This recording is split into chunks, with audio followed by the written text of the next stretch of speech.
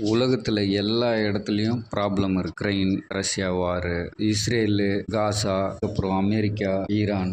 ஒரு பக்கம் செயற்கையான சண்டை உலகத்தை அழிச்சிட்டு உட்காந்துட்டு இருக்கோம். இன்னொரு இடத்துல வந்து பார்த்தீங்கன்னா இயற்கையாகவே நீங்கள் என்னடா என்ன அழிக்கிறது, நான் உங்களை அழிக்கிறேன்னு சொல்லிட்டு வெனிசுலாவில் வந்து பூகம்பம், ஜப்பானில் பூகம்பம், பிலிப்பைன்ஸில் பூகம்பம், ஜெர்மன், லண்டன் இந்த மாதிரி வெளிநாட்டில் வந்து 40 டிகிரி செல்சியஸ் வெயில் அந்த அளவுக்கு வச்சு செஞ்சிட்டு இருக்கு. அப்படியே நம்ம இந்தியாவுக்கு வந்தீங்கன்னா நிலச்சரிவு, பெருவெள்ளம், மழை, பூமி விரிசல், அப்படியே சொல்லிட்டே போகலாம். நடுவில் நம்ம ஊருக்கு பஞ்சாயத்து வந்தீங்கன்னா பங்காளி சண்டை. அதாவது ஒரு ஸ்டேட்டில் வந்து கம்பெனி ஸ்டார்ட் பண்ணுறீங்க அப்படின்னா அந்த கம்பெனியோட ப்ரொசீஜரை வந்து கரெக்டாக ஃபாலோ பண்ணணும். அங்கே கழிவு நீர் வருதுன்னா அதை கரெக்டாக சுத்திகரித்து அதை வந்து க்ளீன் பண்ணி கரெக்டாக நீங்கள் வந்து ரிலீஸ் பண்ணணும். அதை ரிலீஸ் பண்ணாமல் எங்கள் ஊரில் வந்துட்டு நிலத்தடி நீரை மாசுபடுற, ரெண்டாவது வந்து விவசாயம் பண்ண முடியாத மாதிரியும் அங்கே இருக்கிற மக்கள் வாழ முடியாத மாதிரியும் நீங்கள் பண்ணுறது உங்களுக்கே நல்லா இருக்கா?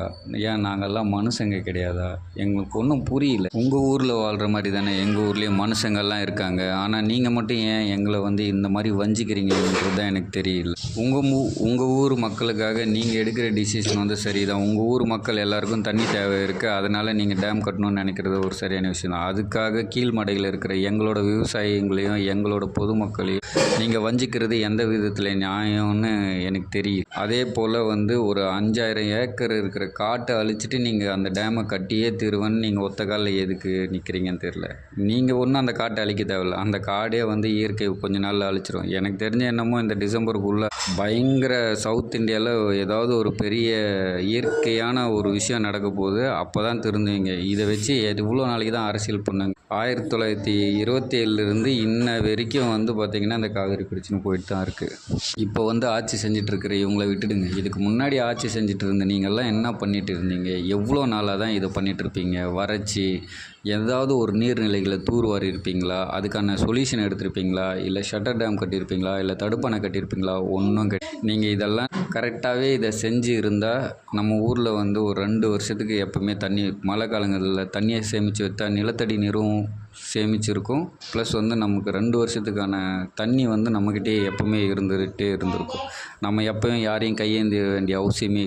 அந்த காலத்தில் ராஜேந்திர சோழன் கட்டியிருந்தார். ஒவ்வொரு ஏரிக்கும் இந்த ஏரி நிறைஞ்சதுன்னா அடுத்த ஏரிக்கு தண்ணி போகிற மாதிரி அழகாக செட் பண்ணி வச்சுருந்தாங்க. நம்ம ஊர் நீர்நிலை பாதையை வந்துட்டு வேறு யாராலும் அந்த மாதிரி செஞ்சுருக்க முடியாதுன்னு எல்லாருமே சொல்கிறாங்க. ஏன் அதெல்லாம் கரெக்டாக நீங்கள் தூர் வரலன்னு இன்ன வரைக்கும் தெரில. ஆனால் பொதுமக்கள் வந்து இனிமேல் ஓட்டு கேட்க வரும்போது நம்ம என்ன சொல்லணும்னா, நீ ஜெயிச்சதுக்கப்புறம் செய்கிறன்ற விஷயத்த முதல்ல செஞ்சிரு, அதுக்கப்புறம் நாங்கள் ஓட்டு போடுறோம், எவங்க செய்கிறாங்களோ அவங்களுக்கு ஓட்டு போடுறோம்னு சொல்லுங்கள். அப்போ தான் வந்து எல்லோரும் திருந்தவங்க, இல்லைன்னா திருந்த